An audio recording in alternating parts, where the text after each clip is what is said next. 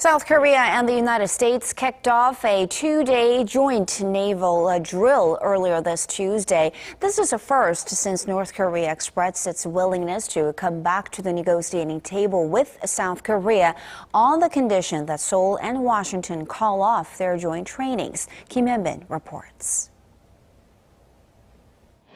Two U.S. Aegis destroyers, including the 9,200-ton USS Mustin, are currently in the East Sea for a joint training with South Korea's 3,200-ton Aegis destroyer, Gwanggaeto the Great.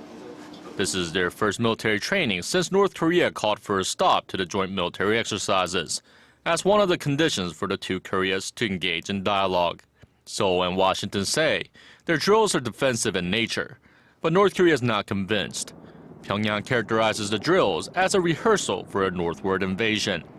And instead of responding to South Korea's calls on numerous occasions to come to the negotiating table, North Korea continues with its nuclear threats. The regime's state-run newspaper Rodong Sinmun said on Tuesday that Pyongyang is pursuing nuclear and economic development at the same time, and went on to say the regime will follow its military-first policy to the very end, while continuing to develop its nuclear capabilities. With Seoul and Washington not budging from the joint military drills, and vowing to go ahead with the large-scale joint training set for March, eyes turn to how that's going to affect the prospects of inter-Korean dialogue. As for the latest, South Korean President Park Geun-hye reached out to North Korea once again on Monday in her New Year's press conference, offering talks with no preconditions. Hyun-bin, Arirang News.